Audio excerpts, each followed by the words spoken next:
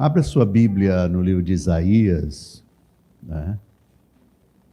Isaías, capítulo 61, versículo 9. Isaías, capítulo 61, versículo 9.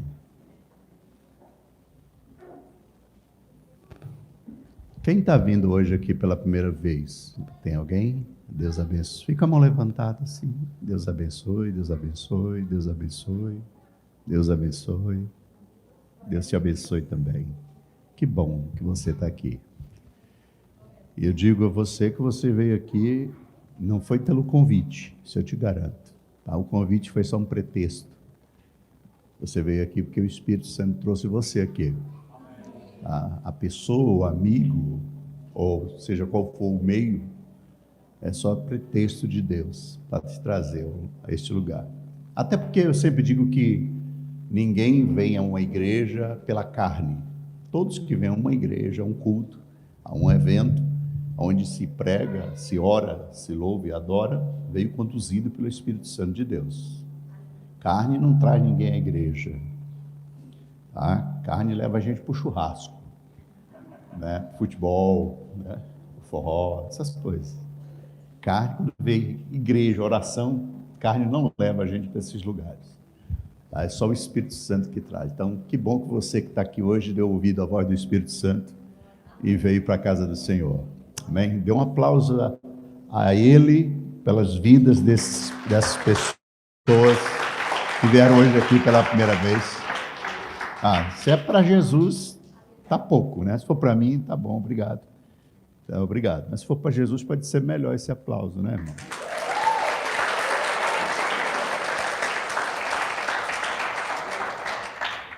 O irmão está tentando ajeitar a minha voz ali, né? Ela tá feia ultimamente. Quem encontrou Isaías capítulo 61, versículo 9, diga amém. A sua posteridade será conhecida entre as nações e os seus descendentes no meio dos povos. Todos quantos o virem, os reconhecerão como família bendita do Senhor. Amém? Curva a sua cabeça, diga: Senhor, fala comigo nessa noite. Que a tua palavra possa despertar em mim a decisão de viver pela fé e de acordo com a tua palavra. Em nome de Jesus, amém. Diga glória a Deus. Isso. Eu agradeço desde já pelo convite que me foi feito, né, para estar aqui hoje, nessa segunda sessão desse seminário. Eu achei muito bonitinho, né, muito sugestivo o tema, né, desse seminário, na casa como no céu. E a gente pensa tanta coisa, né? Quando só de pensar nisso, a gente já pensa uma porção de coisa e acaba causando assim uma turbulência, um tráfego, um overbook, né, de coisas na cabeça da gente a respeito. E me deram um tema aqui que é colocando em ordem o que ainda resta, né? Diga, colocando em ordem o que ainda resta. É isso. Então, quando nós pensamos nesse tema, nós pensamos em restauração, porque o que Deus deseja é exatamente a restauração. Então, meu objetivo hoje aqui é mostrar para você que Deus deseja restaurar não só uma família, mas todas as famílias da terra. O plano de Deus sempre foi restaurar todas, não é uma família exclusiva. Ele disse para Abraão: olha, Abraão, em ti serão benditas todas as famílias da terra. Então, o projeto de Deus é para todas as famílias e que Ele quer abençoar. Ele quer abençoar os relacionamentos corretos, Ele quer abençoar seus filhos, Ele quer abençoar os seus sentimentos, Ele quer abençoar as suas emoções. Então, esse é o meu objetivo. E a gente está nesse seminário aqui, e eu comparo esse seminário assim como... Eu, para mim, sou pastor de igreja, e quando eu faço seminários na nossa congregação, a gente faz com o objetivo de trazer cura, libertação, milagres. Na realidade, o seminário é um tempo de buscar milagres de Deus, né, para a vida das pessoas, especificamente naquelas áreas que um pastor não estabelece um seminário numa igreja assim por acaso, né? Não, vou fazer um seminário. Não, quando ele faz isso, o Espírito Santo está dirigindo ele para questões específicas, né, a serem trabalhadas. O desejo nosso como pastor sempre é trazer a medicação, né, dada pelo Espírito de Deus, por meio da palavra, a medicação correta para problemas específicos, para consertar coisas específicas. E sempre nosso desejo é que depois do seminário, durante o seminário aconteçam os milagres e depois do seminário os resultados começam a aparecer, né? Então, seja ele seminário de qualquer área específica na casa de Deus. Então, quando se faz um seminário, geralmente a gente pensa assim, não, vamos guerrear, né? Vamos fazer uma guerra, vamos orar, vamos jejuar. E aonde se ora, jejua e guerreia, com certeza nós estamos trabalhando para buscar milagres de Deus. Amém? Ou é só lá na Vida Abundante que é assim? Aqui é assim também, toda igreja é assim. Eu sou pastor há mais de 30 anos e sei como é que funciona a coisa. Então é uma guerra, estamos aqui em uma guerra. E Deus sempre sai vitorioso, Deus nunca perde, irmão. Nunca Deus perde. Afinal, Deus na realidade não tem nem inimigos, tá? Existe uma ideia equivocada na cabeça das pessoas que sobre batalhas que é dois campeões, né, de UFC dentro da arena, lutando e disputando, né, e algumas vezes é decidido por ponto, outras vezes empata. Não, não existe isso. Essa guerra aí, ela não existe, tá? Deus não tem inimigo. Repita. Deus não tem inimigo. Toda vez que você lê a Bíblia sobre o diabo, sempre vai aparecer lá que o diabo é vosso adversário anda de redor, rugindo como leão. Então fala para o irmão, o diabo é inimigo seu. E meu também. Então, não é inimigo de Deus. Amém? Não é, nunca foi. Não é inimigo de Deus. Foi uma vez só e só deu um round, não foi nem quase, não deu nem para sobra. Foi um tapa só, deu um pontapé na bunda, jogou de lá para baixo e acabou. E jogou, toda a torcida dele também foi para baixo. Infelizmente caiu por aqui, né? Ficou por aqui, aí virou inimigo nosso. Toma, receba aí vocês. Então a nossa luta não é contra carne nem sangue, mas sim contra as potestades, principados, né? E essa luta é assim, é uma luta de ideias, é uma luta de ideologias, é uma luta de princípios, é uma luta contra as artimanhas, né?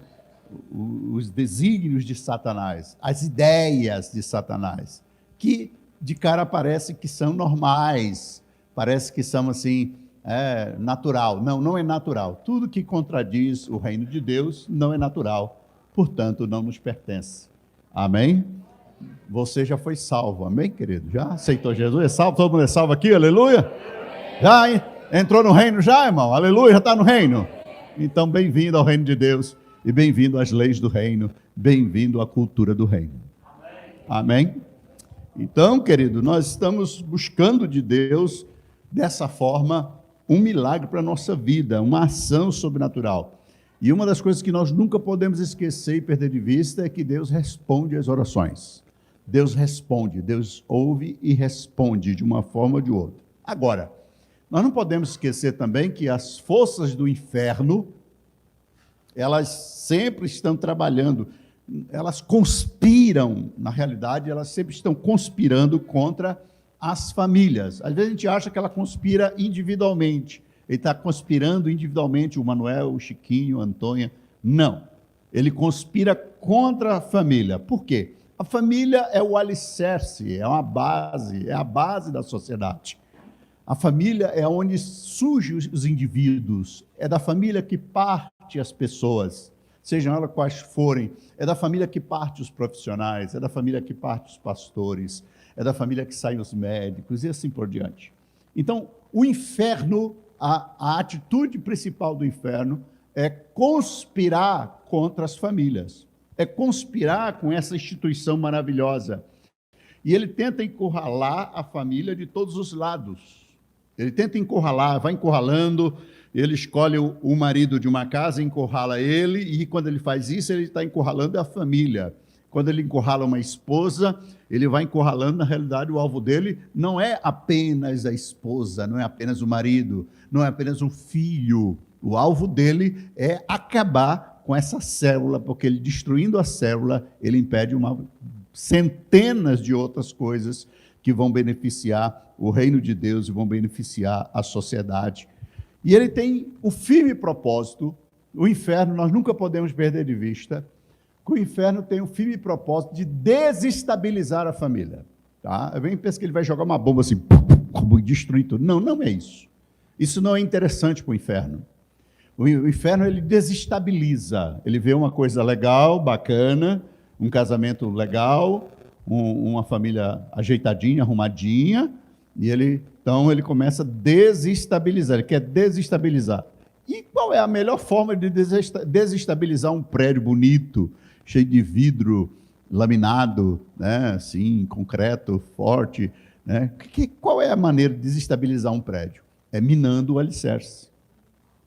Então, ele vai aos poucos cutucando e ali ele vai minando aos poucos. De repente, uma trinca. Quando trincou, já saiba que está vindo ao chão. Saiba que vai cair. Saiba que vai ruir.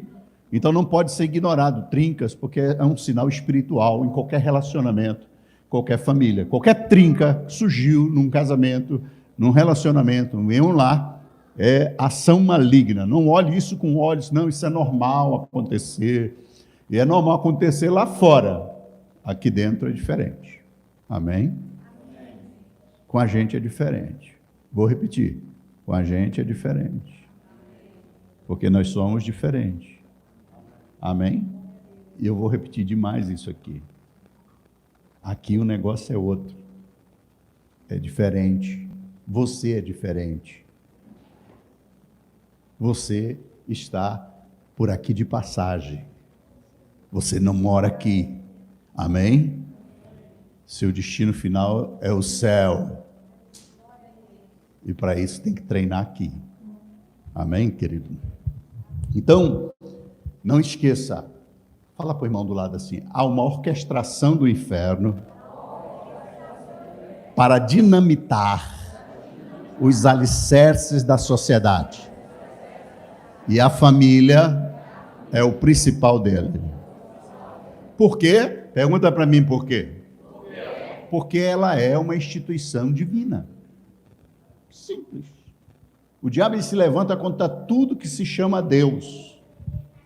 Tudo que pertence a Deus está fora dele, do alcance dele. Então ele não quer saber se funcione, tem que dar errado.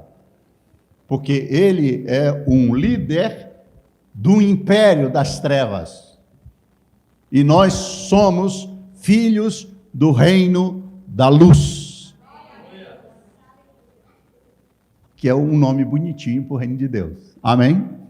Porque quando diz somos filhos da luz, estamos dizendo que somos filhos de Deus. Porque Deus é luz. Deus é luz. Então nunca esqueça e perca de vista isso. E aí, querido, quando a gente pensa nisso, a gente olha para os nossos dias atuais e vemos que muitos lares, né, a alegria da comunhão desapareceu. A alegria da satisfação familiar sumiu, ou está sumindo, já morreu, não tem mais contentamento, família virou um problema para algumas pessoas. Filhos virou uma desgraça. Quando pensa assim, vai ter um filho. Esse ano eu lancei uma palavra na igreja, esse ano lá na igreja é o ano da multiplicação, né? É o ano da multiplicação, e eu digo, vamos ganhar muitas almas, mas em compensação, alguns não vão entender o que Deus quer fazer, e aí vão começar a parir, né? Vão ter muitos filhos, então de cara logo, isso fazia uns 4 meses, mais ou menos, isso faz o quê? Não, faz mais ou menos uns 10 meses atrás que eu falei isso. Eu digo, em contrapartida, alguns não vão conseguir multiplicar, ganhar alguma vida, e aí vão fazer filhos.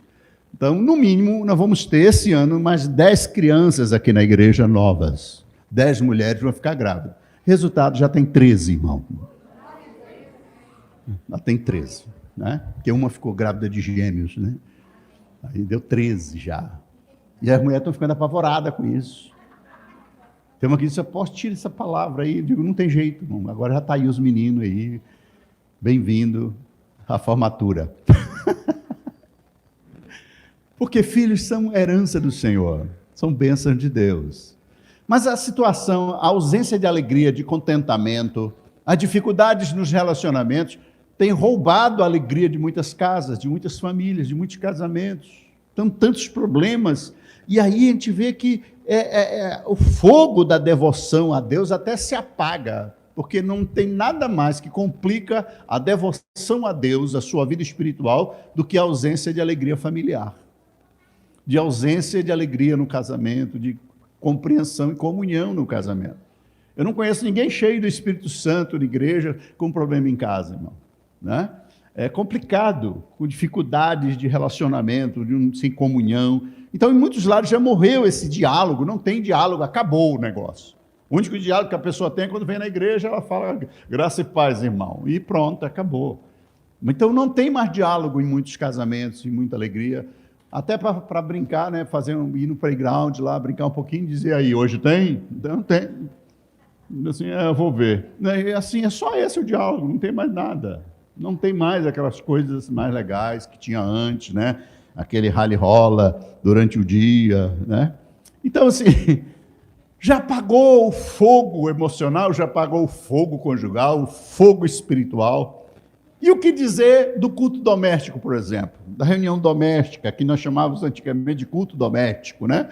Que é aquele momento em que o pai, a mãe reunia, ou quando não dava tempo do pai, a mãe reunia. No meu caso, na família que eu fui criado, era minha mãe, né? Minha mãe era fora de série nessa arte do culto doméstico, e o dela era bem tradicional. Minha mãe cantava 3 hinos da harpa, né, cristã, e lia um capítulo de Provérbios, todo dia, cada dia um capítulo, e para aproveitar que Provérbio tinha 31 capítulos, um capítulo todo dia, e depois uma oraçãozinha básica, que quando durava pouco, durava 15 minutos, né? Quando durava pouco. E ai de quem tocasse no café ou no pedaço do pão. Ninguém toca em nada enquanto o nome de Deus não fosse glorificado e enquanto não se agradecia a Deus. No almoço, então, nem se fala, tem que orar todo dia, agradecer a Deus e assim por diante. Então, assim, eu fui criado dessa forma, né? E então, quando a gente pensa nisso, a gente vê que na casa da maioria dos cristãos, esse culto doméstico, essa reunião familiar está falida. Já desapareceu, não tem mais tempo. Parece que sumiu esse tipo de reunião. E alguns que têm, os que ainda têm, estão em ruínas. Né? Está ali um capenga, cai aqui, está coberto de cinza. Então a família, querido, infelizmente, a notícia não é boa. Eu tenho uma notícia ruim e uma boa, tá? Mas felizmente, primeiro, a notícia não é boa. Então, qual é a notícia que não é boa? É que a família ela está sendo invadida por valores relativos e mundanos. É isso que está acontecendo. A família está sendo invadida por conceitos e princípios mundanos, que não tem nada a ver com o reino de Deus, que não tem nada a ver com o céu. Quando falamos de princípios do reino, estamos falando de princípios do céu, de como o céu funciona. Então, ela está sendo invadida e destruída por causa disso, porque vai se substituindo uma coisa hoje, uma coisa amanhã, esse negócio de culto doméstico, esse negócio de reunião familiar, esse negócio de orar todo dia, esse negócio de orar por comida, para agradecer pela comida, pelo café, pelo lanchinho. Isso é um exagero, né? Não precisa disso, Deus não quer isso, né? E o que dizer das outras coisas, né? Que vai infiltrando, a gente começa a assistir coisas que não era para assistir, né? No início a gente até pulava, depois agora já não pula mais. No início não deixava as crianças assistir, mas agora as crianças estão lá, já estão crescidinhas, então deixa elas verem à vontade. E esses conceitos vão sendo infiltrados, vão entrando, e os princípios divinos vão sendo deixados de lado. É chatice absorver os princípios divinos e forçá-los dentro da casa. Mas não é chatice entrar uma ideologia de gênero, uma ideologia homossexual, uma ideologia, né, de etc. A gente está ficando muito relativista. O relativismo que deu uma arma de Satanás. Os princípios divinos são absolutos. Não existe relativismo na Bíblia. Não, irmão, está escrito aí, mas olha, não é bem assim, não tem esse negócio. Por causa disso, muitos estudiosos da Bíblia, no nosso tempo, por exemplo, do meu tempo, os grandes homens do meu tempo, que foram admirados por mim, né? Eu cheguei até ser fã deles, no sentido, né? No sentido do pregador, eu era fã de certas pessoas, Ricardo Gondim, Caio Fábio, e René, etc. Essa galera era fã, mano. Tem livros, tinha livros, para mim eram os caras. Todos se tornaram hereges, todos se tornaram relativistas, todos se tornaram prejudiciais ao reino. E o motivo é simples. É que o conhecimento assoberbado, desvinculado da palavra, da simplicidade do evangelho, levaram eles a relativizar a palavra. E quando eu começo a relativizar a palavra, eu começo a torcer a palavra, e daqui a pouco ela já não é suficiente para mim. Eu substituo ela por conceitos humanistas, onde o homem é o centro, o bem-estar é o centro. Hoje em dia eu fico muito preocupado quando eu ouço a palavra, o importante é ser feliz. Quando eu ouço uma mulher dizer, eu preciso ser feliz, pastor. O homem diz, eu tenho que ser feliz, eu não tenho felicidade, é a minha felicidade, eu estou buscando a felicidade. Quando eu ouço palavras como essa, para mim são todas mensagens subliminares de uma mente corrompida, desvinculada do princípio divino e da vontade de Deus e do propósito de Deus para a nossa vida. Toda vez que eu ouço palavras assim, até que para mim principalmente, que sou estudante da linguagem, eu consigo detectar e capturar na hora. Por que essa pessoa está dizendo? De onde está vindo essa palavra?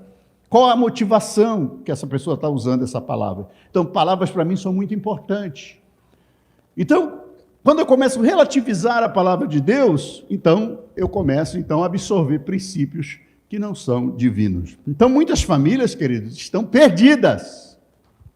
Perdidas, mais perdidas, desculpe os nossos irmãos deficientes, né, visuais, mas estão mais perdidas que cego em tiroteio. Sabe? Estão perdidas, não sabem o que fazer. Estão perdidas e outras estão se perdendo, achando que talvez é o fim. Não tem mais jeito não, apóstolo. O negócio aqui pipocou. E não tem mais jeito essa casa aqui, essa família aqui, esse casamento já era. De vez em quando chega alguém assim, eu falo isso porque eu sou pastor, atendo pessoas, e de tempo em tempo chega alguém assim, pastor, não dá não, o negócio acabou, mas não tem jeito não, pastor, acabou, não tem nada, encerrou tudo, olha aqui, eu não sei o que pode ser feito. Eu digo, e Deus? Só se Deus fizer alguma coisa. Alô? Né, irmão? Eu estou falando com quem mesmo? Eu estou falando com crente, com servo de Deus. Então tem famílias aí, achando, chefe de famílias, mães de famílias, filhos, né, dessa família, que estão achando que já é o fim. Não, pastor, lá em casa, minha mãe e meu pai, o negócio é só misericórdia. Não tem jeito, não tem solução. Até divorciaram, já divorciaram, apóstolo, não tem jeito não. Quem te falou que não? Quem te falou que não tem jeito?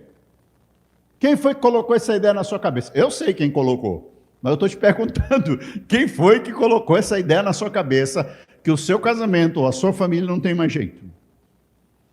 Que nada pode ser feito? Quem disse que acabou todas as coisas, todas as opções, todas as soluções? Só não tem jeito se você não quiser. Fala para a colega do lado, só não tem jeito na sua vida se você não quiser.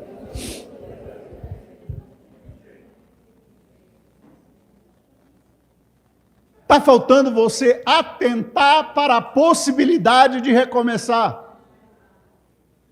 Você está excluindo da sua mente essa possibilidade. A gente exclui, parece que junta um desejo oculto lá no fundo, não quer mesmo, né? Mas esconde lá o desejo do fundo. Aí parece, nem cogita essa coisa de começar. Pastor, eu acho que na realidade tem um desejo oculto aí que precisa ser confessado. Mas se isso significava alguma coisa para você, E isso que eu estou falando é o seu casamento, é os seus filhos e a sua família. Se isso significava alguma coisa para você, você nunca deve abrir mão da oportunidade de recomeçar. Da possibilidade de recomeçar, porque a possibilidade existe. Então, o que eu tenho que fazer para recomeçar? Simples, você tem que ter decisão, querer aplicar os princípios do reino no seu casamento. Trazer de volta o reino para a sua casa, para poder ser na casa do jeito que é no céu.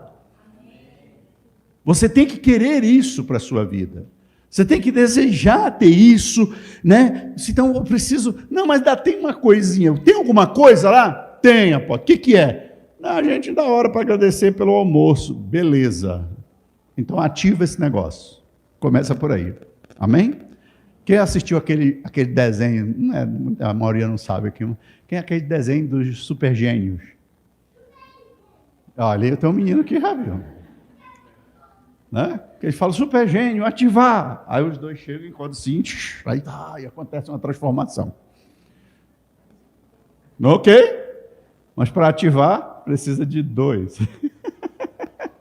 Um querer e outro querer. Agora, se nós queremos que o barco afunde, querido, nós queremos acabar mesmo, que a gente está doido para ter uma aventura nova, doido para dar uma volta nova, começar outra coisa nova, porque a gente tem a impressão que o novo sempre é melhor, a gente tem mania de achar isso, e não é verdade. Não é verdade, isso é uma ilusão consumista do capitalismo nosso mesmo. Então é consumido, diz que o novo é melhor. Não, não é isso, o novo é simplesmente novo. É melhor porque é novo só. Só isso. Tem um cheiro diferente, né? Só uma cor diferente, uma coisinha a mais, só isso. Não é verdade? Seja sincero. Mas depois que você adquire, você vai descobrir que depois ele vai ficar igual ao outro.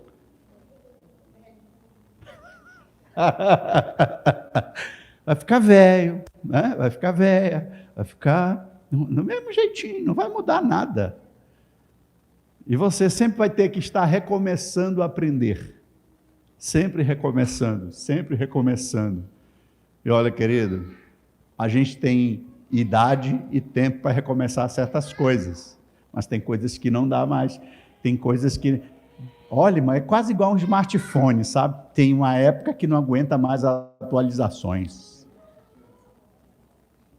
Não aceita mais atualizações. Amém? Talvez você não saiba ainda que você não tem 60 anos. Eu tenho 58. Oi? Tem alguém com 60 aqui? Quem tem quase? Não quer revelar, irmão. Tudo bem. Tudo bem. Tudo bem, pastora. Fique tranquilo, não vou revelar aqui. Mas chega uma época que não aceita mais atualizações. E aí, o que é que você vai fazer da vida? Vai jogar num canto lá e diz, não, isso aí vai para o museu. Então, a possibilidade de restauração existe. A possibilidade de cura existe. A possibilidade de um milagre acontecer existe. E essa possibilidade vem através da coragem, disposição e fé para implantar os princípios do reino de Deus na sua família, no seu casamento. Quem entendeu, diga amém. Então, você tem que, os responsáveis pela família têm que estar decididos a querer e a pagar o mico que for preciso, passar o vexame que for necessário para haver restauração. A pergunta é, você está disposto a isso? Você tem coragem para isso? Isso tem algum valor para você? Você sabe que as coisas, o valor das coisas depende da importância que damos a ela. Vou repetir, o valor das coisas depende da importância que damos a ela. Esse relógio aqui, ele é caríssimo, né? Custa 20 mil reais. Ok? Aí você, 20 mil. Outro dia ficou assim, preciso comprar um desse. Estou brincando, não custa 20 mil, não. Mas eu tenho certeza que eu despertei na mente de cada um de vocês.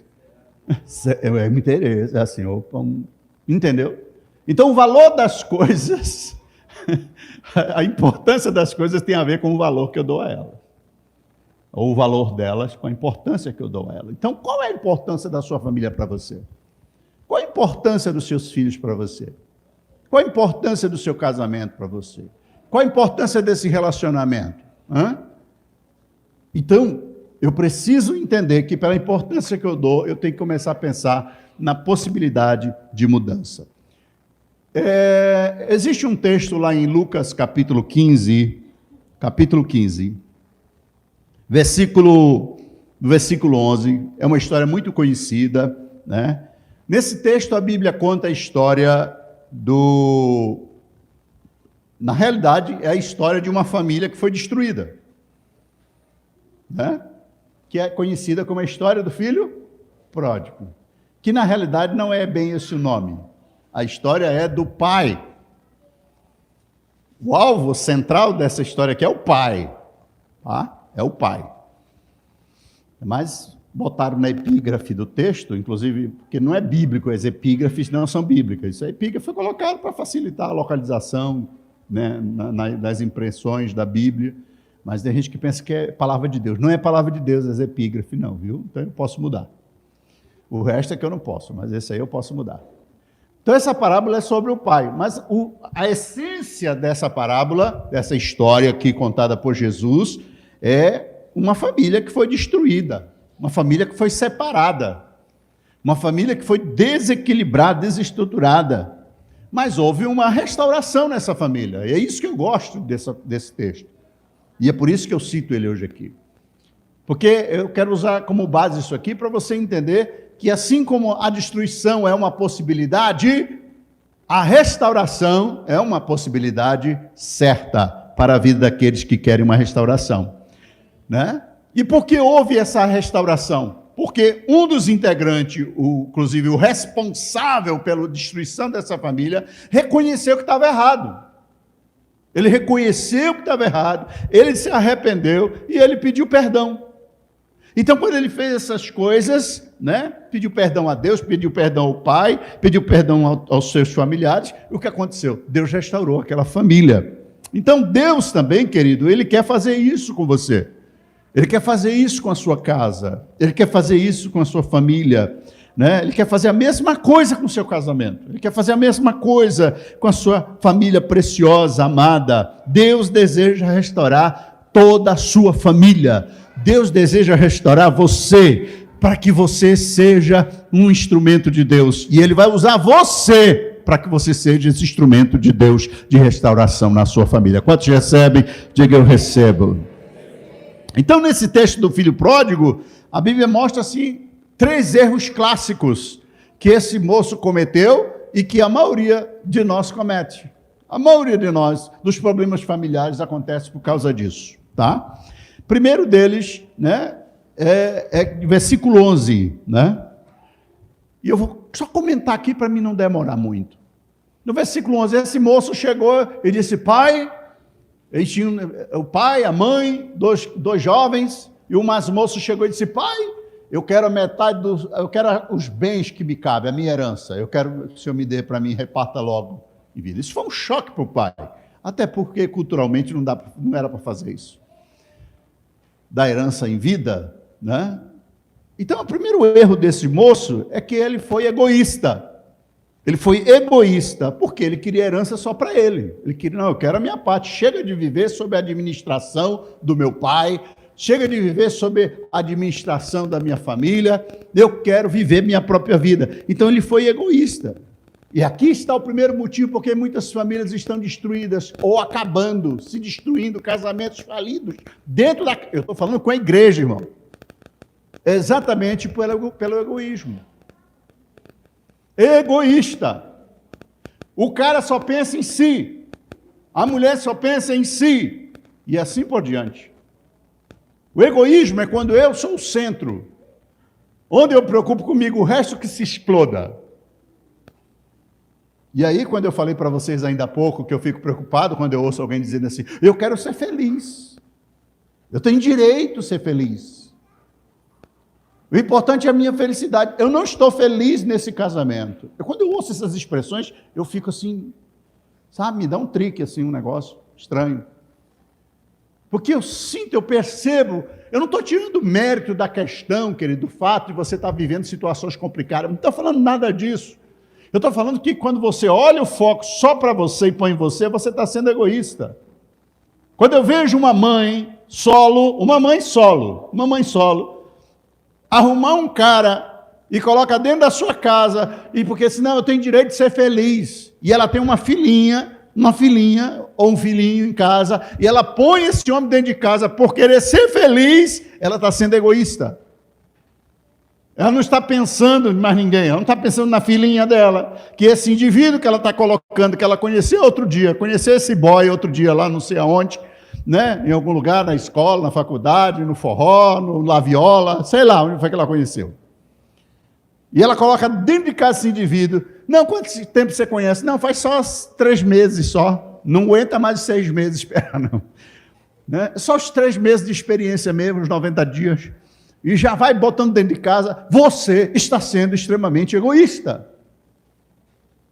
Quando você, pai, que cria os seus filhos, e você pega, coloca uma outra pessoa dentro da sua casa, assim, de imediato, assim, a toque de caixa, sem orientação nenhuma, sem conhecimento nenhum, você está sendo egoísta. Quando você acaba o seu casamento por querer ser feliz, você está sendo egoísta. Quando você acaba, divorcia da sua esposa porque, sei lá, não cozinha bem, o feijão é ruim, sei lá, o sexo não é legal, você está sendo egoísta. Do mesmo jeito desse rapaz aqui, ele não quis nem saber do pai, se ia machucar o pai, se ia machucar a mãe, os irmãos, ele não quer saber, eu quero a minha herança. Eu quero a minha herança, eu quero para mim, o importante é eu ser feliz, gente. Eu quero ser feliz, o resto é o resto. Isso é egoísmo, querido. O egoísmo destrói, porque o egoísmo, querido, não me impede de pensar na próxima geração. O egoísmo só pensa em mim, a minha geração que se exploda, eu não quero ser igual meu pai. Meu pai dizia, não vou deixar herança para ninguém não, quem quiser que trabalhe, e eu vou torrar tudo aqui e tal. Meu pai não estava nem aí com herança, com geração, com a futura geração, ele não estava nem aí. Quando eu não me preocupo com a minha geração seguinte, eu estou sendo egoísta. Quando eu foco apenas na minha felicidade, quando eu foco apenas no meu bem-estar, estou sendo egoísta. Você nunca vai ver na Bíblia, a Bíblia falando sobre felicidade para um indivíduo só. Nunca. Eu desafio você a me mostrar um versículo bíblico. Eu estou fazendo isso, não é porque eu não conheço tudo. De repente você sabe mais do que eu, já leu a Bíblia melhor do que eu. De repente esse versículo passou desapercebido para mim. Mas eu nunca encontrei na Bíblia um versículo onde felicidade esteja vinculada a um indivíduo. Toda vez que Deus fala em bem-aventurança, toda vez que Deus fala em felicidade, toda vez que Deus fala em bem-aventurado, toda vez que Deus diz feliz é o homem, sempre está vinculado a mais alguém. Sempre está vinculado à sua família, aos seus filhos. Como eu já citei, Abraão, ele disse, bendito será, então todas as famílias serão benditas por causa de você.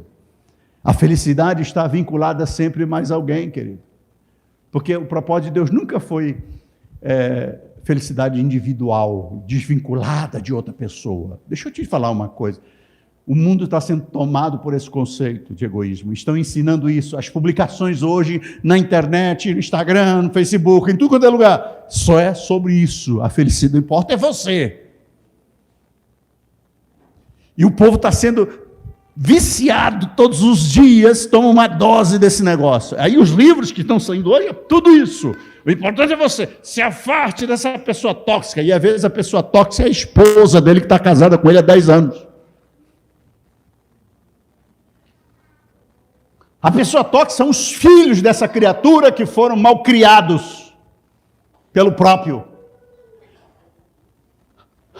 A pessoa tóxica, esse marido que está dentro de casa, né? E essa mulher está ali, mas ela não consegue conduzir a vida do reino dentro de casa. Esse pode. Então, se afasta desse indivíduo. Então, é mais fácil logo pedir o divórcio, separar, viver cada um numa casa. Como eu conheço um casal que ele mora numa casa, ela mora em outra, e ele só vai lá visitá-la, né? É cada aberração social.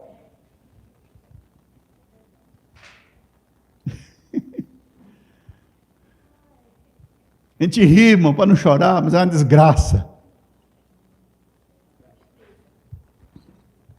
É uma desgraça. O segundo erro do filho pródigo aqui é que ele quis fazer a coisa do jeito dele, versículo 13. Ele quis fazer a coisa do jeito dele. Até então, a administração financeira era do pai, da família, todo mundo, para todo mundo. Não, quero gastar do meu jeito. Quero fazer o que eu quiser do meu dinheiro. Eu quero fazer o que eu bem entender. Chega desse negócio de viver sob a tutela de pessoas. Eu quero fazer do meu jeito. Ora, meus amados, as pessoas acham que são donas da razão. Então tem que ser tudo do jeito dele. O casamento tem que ser do jeito dele, o casamento do jeito dela. Tudo tem que ser o sexo do jeito dele, do jeito dela. Os filhos do jeito dele, do jeito dela. A organização da casa do jeito dele, do jeito dela. Tudo do meu jeito. Se não for do meu jeito, não presta. Não sei, para estar comigo tem que ser do meu jeito. E aí, às vezes, a coitada fica lá, debaixo de um jugo, né? Tudo do jeito dele, coitado. Não pode nem respirar. Para respirar tem que ser do jeito dele. E assim por diante, querido. Então, assim, quer fazer tudo do seu jeito. E aí eles acabam complicando as suas famílias. O filho pródigo quis fazer tudo do jeito dele. Por isso que ele saiu de casa. Por isso que ele desestruturou a família inteira. Enquanto estava tudo organizadinho, tudo na unidade, desorganizou. Fala para o irmão do lado, sua família não é do seu jeito. Amém? Oi?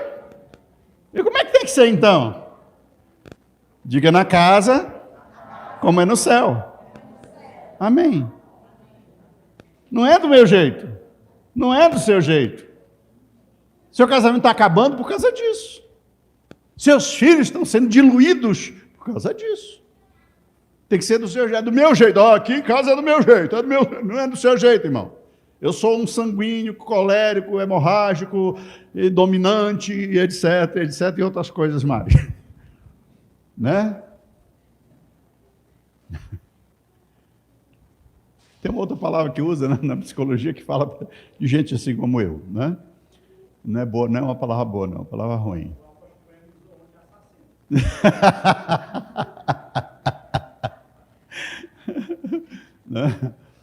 Tem coisa pior ainda.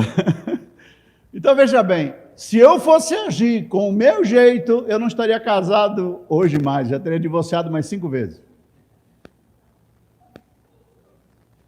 Estou falando sério, que o apóstolo está confessando aqui para você. Se eu fosse agir do meu jeito, no meu temperamento, meu irmão, não estava casado hoje, não. Nem pastor eu era. Não servia para ser pastor. Mas quando eu entreguei minha vida para Jesus, eu entendi muito cedo que não é do meu jeito, é do jeito que Deus quer. É do jeito que a Bíblia diz. Família não é do meu jeito, é do jeito que a Bíblia diz. Mas a Bíblia não interessa, aprende, meu irmão. Aprende. Não aprende matemática? Tem coisa, isso é fácil? Não é não. Quem disser que é fácil, te desconjuro. Né? Não é fácil, não. Química é fácil? Não, não é fácil, mas você aprende. Oi? É verdade. E assim por diante, tantas outras coisas. Não é fácil. Mexer com o Instagram é fácil? Não é fácil. Mas se aprende, tudo se aprende, meu irmão. Então eu decidi entregar minha vida ao Senhor Jesus como meu Salvador. Mas eu também eu decidi entregar minha vida a Ele como meu Senhor. Ele é o meu Senhor, Ele é o meu dono. E o meu dono tem uma função. Sabe qual é a função? Ele é rei. Se ele é rei, ele tem um reino. Se ele tem um reino, ele domina nesse reino. E se ele domina nesse reino, ele estabeleceu leis para esse reino. E eu, como súdito do reino, preciso obedecer essas leis. Amém? Eu preciso obedecer. Mas tem um outro erro que esse indivíduo ele comete aqui, querido, que ele se afastou da família dele. Esse foi o pior. Ser egoísta, fazer do meu jeito, mas ele cometeu um erro fatal. Ele se afastou da família. A Bíblia diz que dias depois ele pega tudo que era dele e sumiu, largou o pai, largou a mãe, desestruturou a família toda e foi embora. E foi viver do jeito que ele quis. Toda vez que eu leio essa história, eu lembro de mim. Quando eu tinha 14 anos, eu resolvi não ir para a igreja mais. Né? Fiquei zangado lá, coisa de adolescente lá. Também não vou para a igreja mais. E não fui mais. Minha mãe disse, não vai mais não?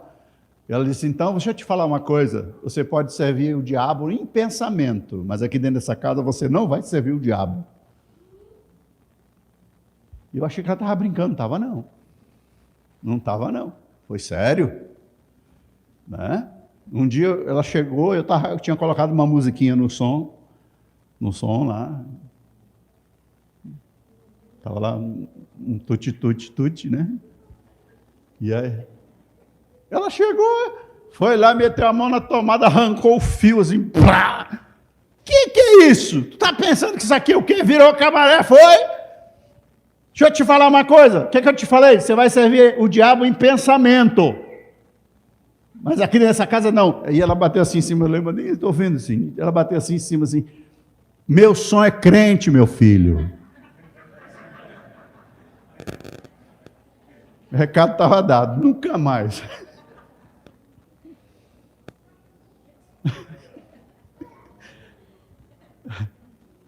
Então, toda vez que eu leio a história dele, eu lembro. Aí sabe o que eu fiz? Um dia. Aí ela disse, 10 horas aqui em casa. Viu?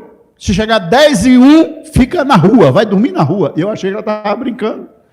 Fui para uma festinha lá, na época dos embalos de sábado à noite, né? John Travolta e etc., aquela coisa toda. Tinha uma discoteca assim no bairro chamado Night Everybody Dance.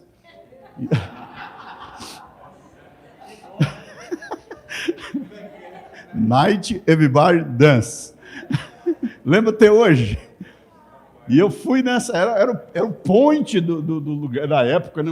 Estava assim de jovem, eu fui para lá e me interti para lá, quando eu assustei, era 10:15. Corri, cheguei em casa, bati nada, gritei nada. E eu lembrei da voz dela, se chegar depois das 10, dorme na rua. Aí eu olhei, tinha uma caminhonetezinha assim em frente do vizinho, que estava estacionado na rua, eu fui e deitei dentro da caminhonetezinha e dormi lá. O vizinho acordou cedo para ir trabalhar, me viu lá dentro. Que é isso, menino? Ah, Jânio, o que está fazendo aí, menino? Não, é que minha mãe não abriu a porta para mim, eu deitei. Ele disse, bem feito. Você faz na rua, é hora de menino estar na rua? Aí eu entrei, bati, aí abriu a porta, eu entrei. Sua mãe, você não me viu batendo, não abrir a porta? Ele disse, ouvi, mas o que é que eu te falei? 10:01, dorme na rua. Então eu disse, estava falando sério mesmo. Aí eu botei na cabeça, já sei, vou-me embora, vou morar só, vou alugar um barraco e vou morar só. Arrumei um jeito, fui, aluguei um lugar e saí para morar só. É igualzinho o filho pródigo aqui. Viver a vida do meu jeito, dormir a hora que eu quiser, levantar a hora que eu quiser e fazer o que eu quiser, até o dinheiro acabar.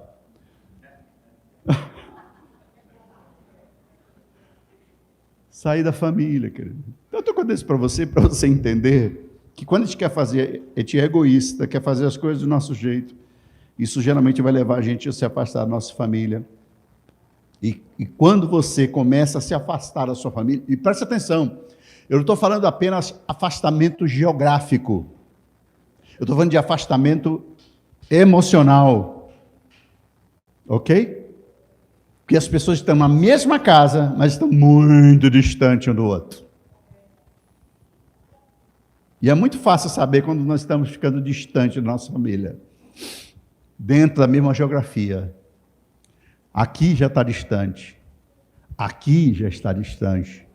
É quando a gente começa a gritar. Começa a gritar. Quando os gritos começam, pode ter certeza que a pessoa está do outro lado. Por isso que tem que gritar. Mas na realidade ela está bem perto, do outro lado da mesa. Mas está distante emocionalmente. Não tem mais sentimento, não tem mais o calor, não tem mais proximidade. Significa que essa pessoa saiu da família, só está faltando mudar de casa.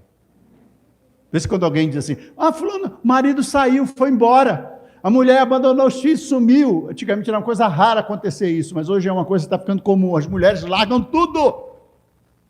Larga os meninos lá e desaparece com boy.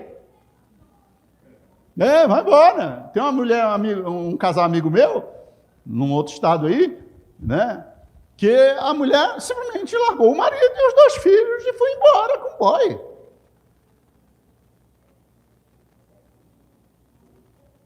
Bem, quando um homem faz isso, já é uma aberração, né? Mas quando uma mulher faz um trem desse, aí é uma mãe, que mãe, o próprio Deus diz, olha, ainda que a tua mãe... Pode uma mãe que amamenta abandonar o seu filho que amamenta, desprezar, né? Mas ainda, olha, até Deus coloca isso num patamar assim, extraordinário. Ainda que isso aconteça, eu, porém, não me esquecerei de você. Então, quando uma mulher chega nesse ponto, então ela já está distante do lar faz muito tempo, só estava dentro geograficamente. E aqui, esse moço começou a se afastar emocionalmente da sua família, não pensava mais a mesma coisa. E o último estágio foi quando ele se afastou geograficamente da sua família. Ele foi embora. Desapareceu. Por quê, querido? Porque você tem que entender que o que importa é a unidade dentro da família. Diga, família é lugar de unidade. Quando você se afasta da sua família, querido, você desestrutura a família.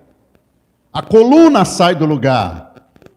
O alicerce rui, a coluna rui e tudo desaba. Quando a mãe se afasta, quando o filho se afasta, a filha se afasta da sua mãe, se afasta dos seus pais, né? Está se afastando, isso desestrutura. Um filho sair da unidade da casa, e eu não estou falando só apenas isso geograficamente, ou não só emocionalmente. Quando há um afastamento, desestrutura a família inteira. E tem filhos perdidos dentro de casa. Filhos longe dentro de casa, fechados no seu próprio mundinho, porque não há quem assista. Eu passei essas 2 semanas no estado do Amapá, e enquanto eu estava lá, dessas 2 semanas que eu passei lá, 3 pessoas se suicidaram. Das 3, 2 eram adolescentes. Uma moça, me mandaram um vídeo. Eu vi lá, depois alguém me mandou o vídeo. A moça se jogando de cima da torre lá. Eu fui olhar, verificar o que era. A moça estudante de 14 anos. Engravidou. E eu não sei o que ela foi falar com o boy lá. E aí o boy era um outro menino também. Eu não sei o que rolou. Eu sei que ela entrou em desespero, subiu na torre, se jogou e se matou. A outra, apaixonada pelo boyzinho, também tudo, 14 anos. Apaixonado pelo boyzinho lá. E aí o boy pediu uma prova de amor, ela mandou um nude. Mandou um nude pro boy. O boy, mau caráter, estudado, pegou, distribuiu, divulgou a foto do nude. A moça entrou em desespero, se suicidou, matou-se. Triste, irmão. Eu fiquei triste de ver. A gente fica triste por qualquer pessoa, mas quando a gente vê jovens na flor da idade, aí eu pergunto, mas o que é isso? E pleno setembro amarelo, outubro amarelo, né? Setembro amarelo. E aí o outro foi um médico que se suicidou, um advogado que se suicidou e tal. Mas veja bem, o que me chamou a atenção não foi que eu desprezo o médico, não é nada disso. É a idade que essas crianças têm. Aí eu fico imaginando assim, qual a distância que estavam essas 2 jovenzinhas dos seus pais? Qual a distância? estão dormindo na mesma casa, morando no mesmo lugar, mas distantes emocionalmente. Então, eu quero que você entenda o seguinte, que um dos princípios do reino chama-se unidade. Unidade. Por isso que tem que ser mantida a unidade a todo custo. Então, a família tem que ser um lugar de unidade, é um lugar onde você deve reunir a sua família e dizer que para ela que Deus tem um plano para ela, dizer para a sua família que Deus tem um propósito para a sua família. Amém? Mas quando eu olho para essa história, eu vejo o lado bom, a boa notícia dessa história, eu vejo a cura e a restauração.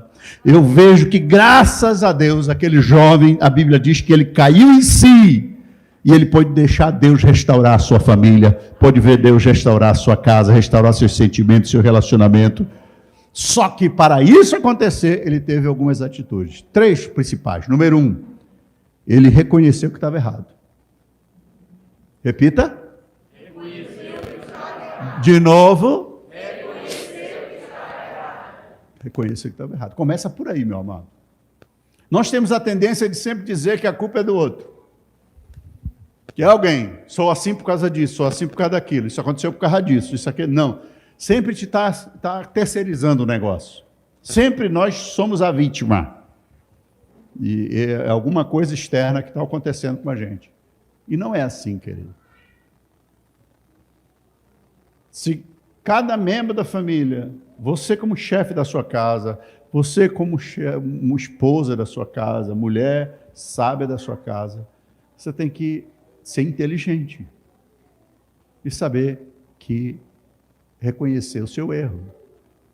Mas reconhecer erro não é assim, igual como a gente faz, assim, olha, eu reconheço o meu erro, mas não tem mais, irmão. Amém? Para reconhecimento de erro, não tem mais. Não existe conjunção adversativa para quem reconhece seu erro. Amém, querido?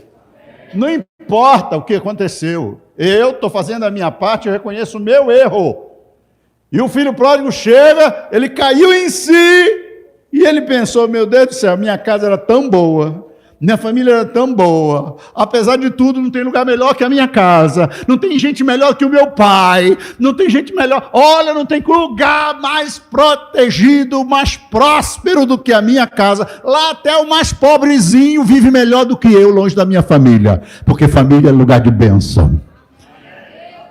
E ele diz, já sei, rapaz, eu estou errado nessa história. Já sei, eu vou chegar, eu vou reconhecer o meu erro. Vou reconhecer o meu erro.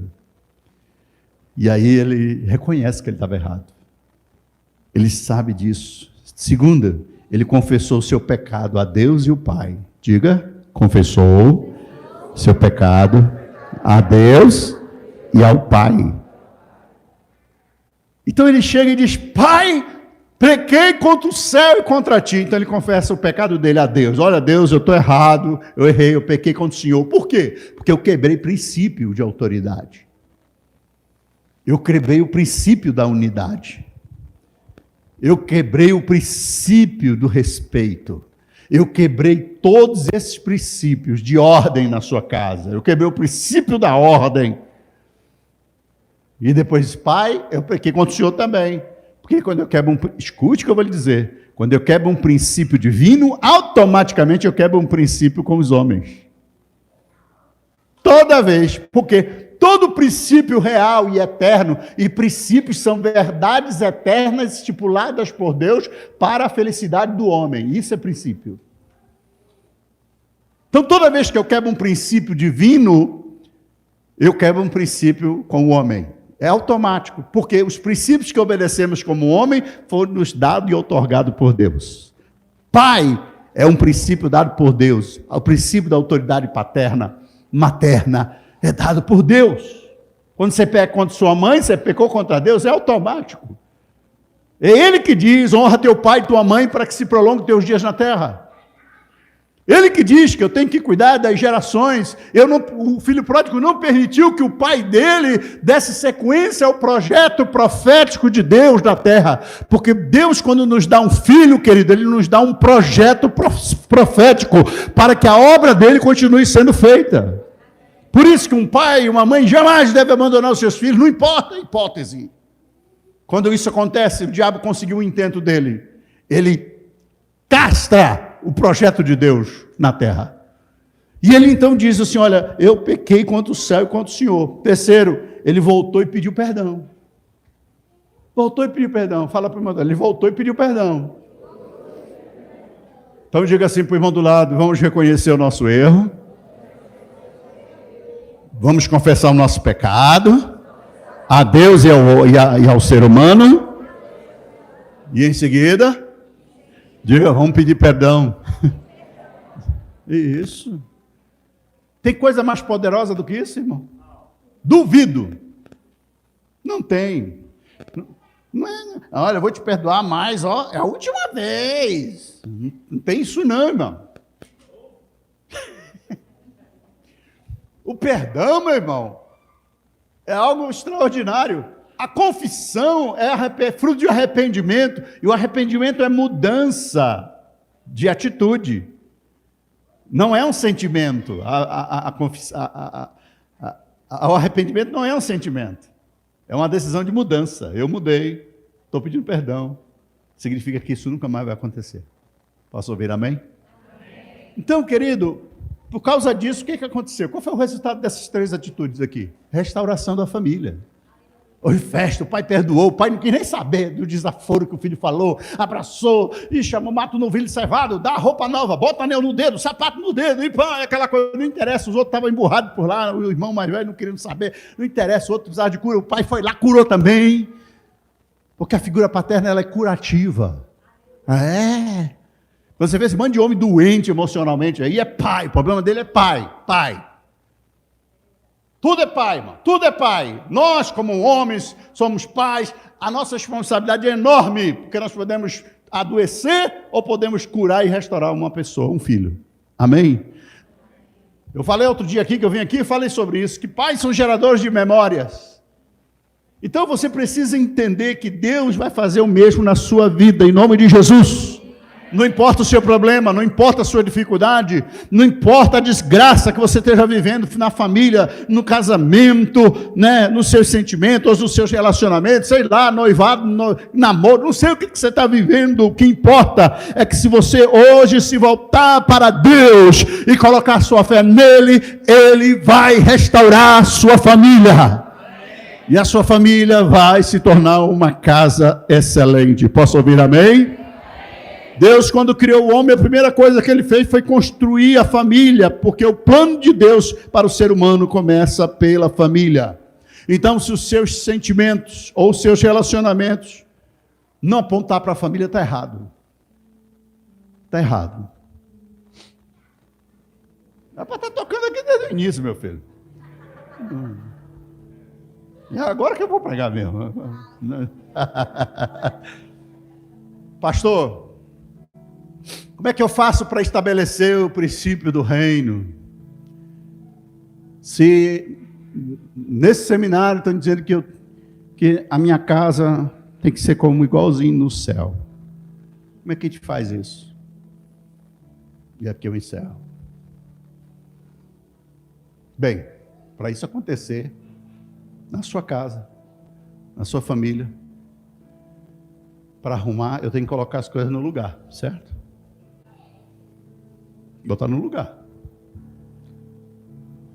Isso fala de escala de prioridade, escala de valores. Eu tenho que colocar cada coisa no seu devido lugar. Só que para mim fazer isso tudo, eu preciso saber como é que é no céu. Pergunta para o irmão do lado, você sabe como é que é no céu? Deixa ele responder, responda.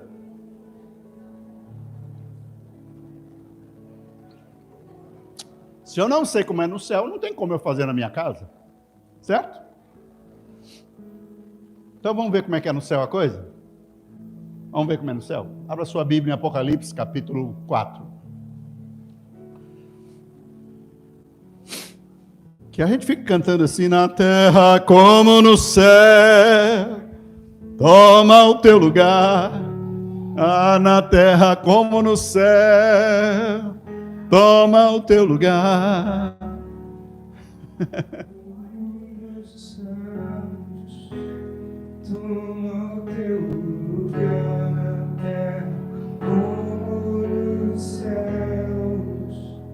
toma o teu lugar na terra como nos céus.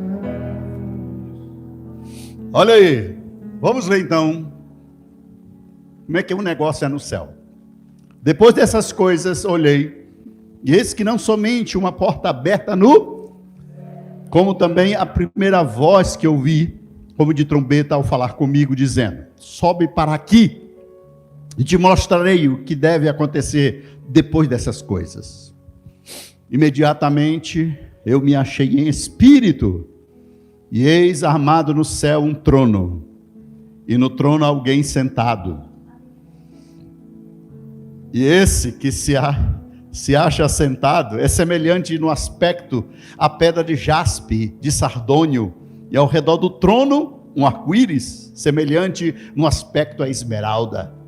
Ao redor do trono havia 24 tronos, e sentados nele 24 anciãos, vestidos de branco, em cuja cabeça estão coroas de ouro. Do trono sai relâmpago, vozes, trovões, e diante do trono ardem 7 tochas de fogo, que são os 7 Espíritos de Deus. Adiante do trono um como um mar de vidro, semelhante ao cristal, e também no meio do trono, à volta do trono, 4 seres viventes, cheios de olhos por diante e por detrás. O primeiro ser vivente é semelhante ao leão, o segundo semelhante ao novilho, o terceiro tem um rosto como de homem, e o quarto ser vivente, a semelhança da águia, quando está voando. E os 4 seres viventes, tendo cada um deles, respectivamente, 6 asas, estão cheios de olhos ao redor e por dentro. Não tem descanso nem de dia nem de noite, proclamando: Santo, Santo, Santo é o Senhor Deus, o Todo-Poderoso, aquele que era, o que há de vir. Quando os seres viventes derem glória, a honra e ações de graça ao que se assenta no trono, ao que vive pelos séculos dos séculos, os 24 anciãos prostraram-se diante daquele que se encontra sentado no trono, adoraram o que vive pelos séculos dos séculos, e depositaram suas coroas diante do trono, proclamando: Tu és digno, Senhor nosso Deus, de receber a glória, a honra, o poder, porque todas as coisas tu criastes assim, por causa da tua vontade, vieram a existir e foram criadas. Aleluia! Contou com o irmão do lado, diz: assim é o céu.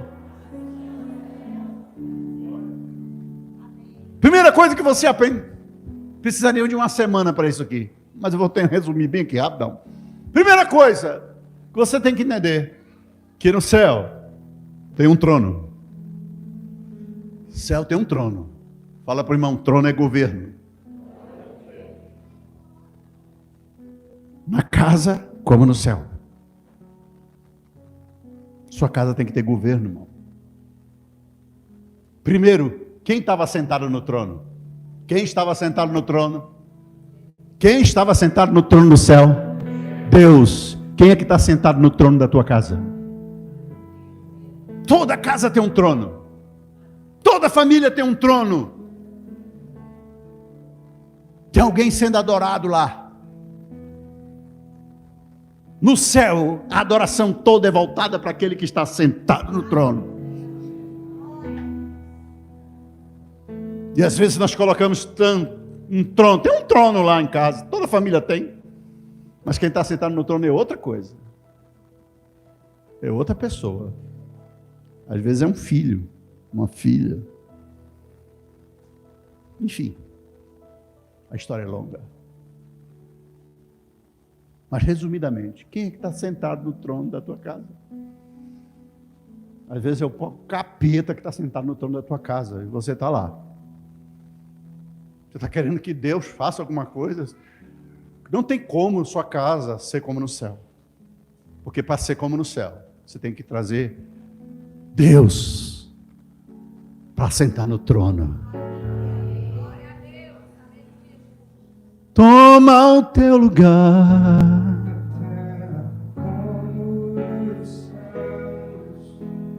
Toma o teu lugar na terra como nos céus. estraga. A restauração começa quando Deus começa a reinar dentro da minha casa. E é muito mais do que a igreja. Muito mais do que culto. Eu preciso entender que no céu o trono tem alguém. O trono não está vazio. O trono tem que estar ocupado, irmão. O governo de Deus tem que estar lá. O governo não basta dizer, o governo de Deus. Não, querido. Eu vi uma ilustração interessante que eu queria passar aqui. Imagine que a sua filha... Qual é o nome da tua filha, irmã? A Júlia. Vamos imaginar, quantos anos a Júlia tem? 9. Está grande. A outra, quantos anos a outra tem? 6 anos. Imagine que a Cristina, a pastora Cristina, diga assim: Júlia, eu fui lá, passei no seu quarto lá e está uma bagunça. E eu quero que você arrume o seu quarto. Você entendeu? Fala aí, Neto. Aí o Neto vai lá, minha filha, sua mãe falou, você precisa arrumar o seu quarto. Aí a Júlia vai embora. Sai na direção do quarto, vai para lá. Passa alguns minutos, ela volta. Depois de algum tempo. Aí você diz assim: e aí? Já arrumou o quarto, Júlia? Você, ainda não. Mas eu decorei o que o senhor falou. Eu decorei o que o senhor falou. O senhor disse, Júlia, arrume o seu quarto. Sei de cor, pai. Sei de cor. Mas você já arrumou o quarto? Não vou arrumar. Aí some para lá, passa depois mais algumas horas. Passa uns dias. Vai lá o quarto bagunçado. Júlia, você arrumou o quarto? Não, pai, não arrumei não. Mas olha, eu estava ali na adoração ali, isso veio uma canção aqui na minha cabeça. Júlia, arrume o seu quarto. Júlia, arrume seu quarto. Olha, canção linda. Canção linda, pai. Mas você arrumou o quarto? Não. Passa mais uns dias, um tempo.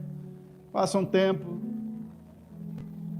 Júlia, e o quarto? Pai, não veio não, mas eu estive na célula, nós fomos na célula, pai. Sala de milagre, pai. Nós fomos grandemente ministrados lá, discutimos, e o assunto da célula era: arrume seu quarto. Arrume seu quarto. Foi um mover assim. Passa o tempo. Arrumou o quarto? Não. Aí passa o tempo de novo. Júlia cresceu, o quarto está lá bagunçado ainda. A Júlia vai para um congresso. Volta. Você arrumou o quarto, Júlia? Pai, ainda não, mas olha, nós fomos para uma conferência, um ginásio lotado, milhares de pessoas, tinha até uns pregadores internacionais da América ministrando, e aí a gente foi tremendamente ministrado, foi um mover, e o tema lá, adivinha, pai?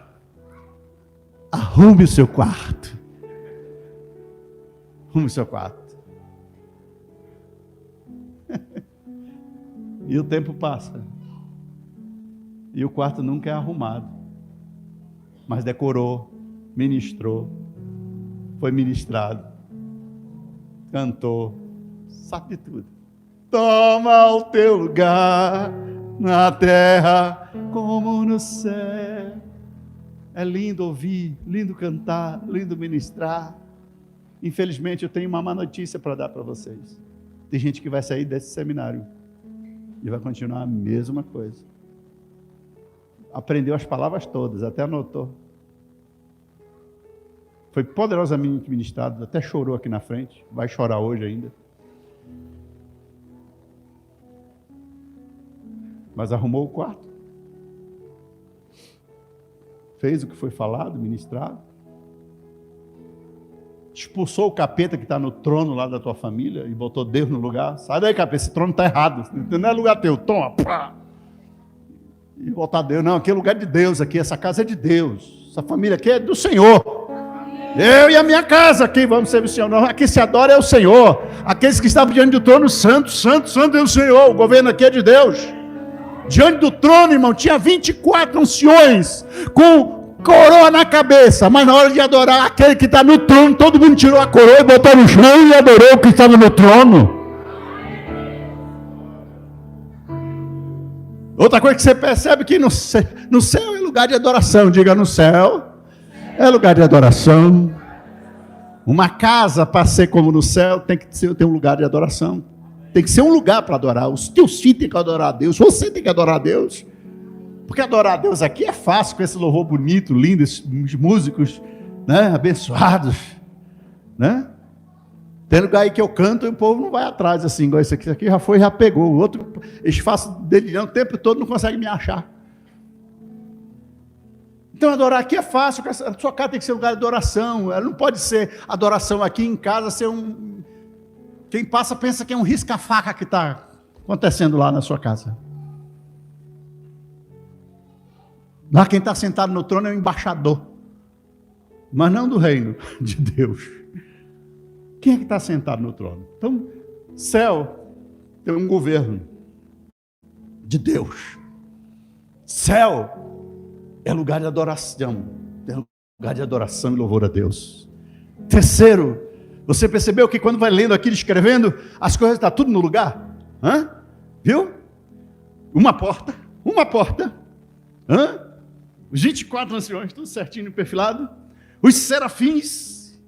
Cada um com as suas características, todos figurados ali, tudo no lugarzinho, trombetas no lugar certo, tudo em ordem. Então diga, céu é lugar de ordem. Fala para o irmão do lado, coloque em ordem a tua casa. O negócio lá está torto, está bagunçado, está do pé para a cabeça. Não é porque o senhor não conhece meu marido é mole. Não interessa, faz ele ficar duro. E aí você entende do jeito que você quiser. Apruma ele, põe ele lá, tem lugar aqui, meu filho. É aqui. Não, mas não quero, não, tu faz melhor isso, não interessa, é aqui o seu lugar. Tá bom, eu vou ficar só te sustentando aqui atrás assim, ó, mas o teu lugar é aqui. Toma o teu lugar. Amém. Toma o teu lugar, meu filho, deixa de ser frouxo. Para de correr da responsabilidade. O céu é lugar de ordem, porque onde não há ordem, o caos impera. Quando Deus quis fazer alguma coisa na terra, Ele deu um jeito no caos. A terra era sem forma e vazia, o Espírito, o ruá de Deus pairava sobre a face do abismo, e Deus chegou e disse, esse negócio está estranho, só Espírito aqui, não, meu filho, vamos botar em ordem esse lugar, amém? Haja luz, e houve luz, vamos iluminar, vamos fazer igual a mulher da dracma, acender a lâmpada e caçar o que ainda tem. Cadê? Perdeu, onde está? Perdeu o valor, vamos achar esse negócio, põe em ordem, vamos para a Bíblia. Eu não sei, vamos para a Bíblia. A Bíblia está dizendo aqui a ordem das coisas.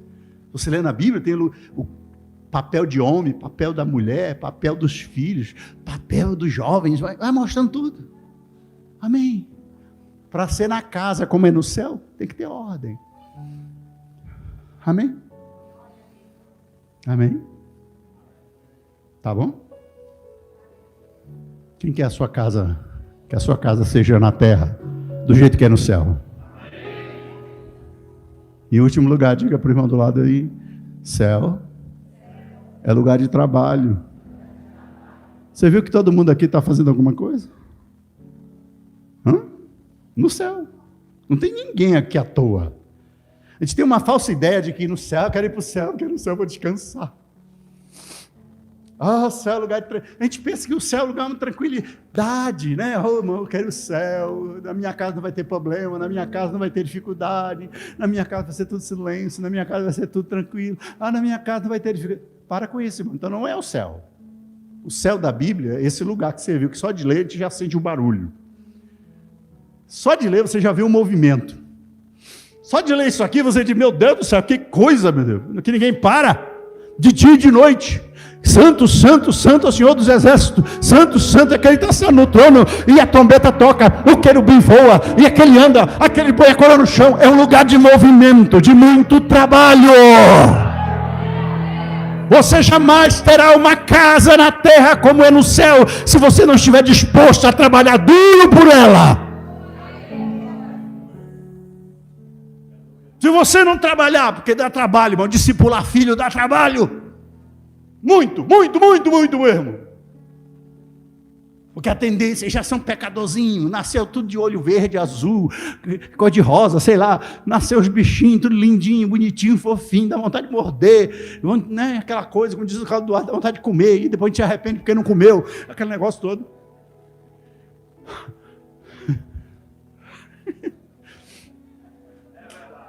Mas é tudo um pecadorzinho em crescimento. Tudo é um psicopatinha em crescimento. Se você não domar cedo, vira um psicopata grande. Já nasce com sede de domínio e começa a dominar os pais desde pequenininho. E ele usa a beleza dele quando é pequenininho para te seduzir. Depois ele descobre o sorriso. Depois descobre umas presepadas. Idiota, que vocês, os idiotas riem dessa idiotice, eu vou continuar fazendo. E vai dominando, até aprender a falar. E quando aprender a falar, depois ele aprende a falar direito, mas ele continua falando errado, só para te enganar. Porque ele sabe que tu gosta. Ele sabe que consegue. Ele começa a criar dispositivos para te dominar. Ele sabe que se ele chorar baixo, tu reage de um jeito. Se ele gritar, aí você reage de outro jeito. Se ele insistir, você dá tudo o que ele quer. E aí vai. Agora imagine isso com 7 anos, irmão. Imagine essa criatura com 15. Você descobre depois que criou um... Meu Deus do céu. Por isso, o céu é desde cedo em casa. Não é como diz a TV, não é como fala a novela, não é como os livros de literatura dizem, não é como os filmes proclamam. Não, é como a Bíblia diz. Chega a ser um negócio assim extenuante, irmão. Deuteronômio diz, ao sentar, ao levantar, ao deitar, ao levantar, e andando pelo caminho, assentado na mesa, no lanchinho, no comendo, no almoço, já estou traduzindo já para a minha linguagem de hoje, no lanchinho, no café da manhã, no almoço, e planta, insere,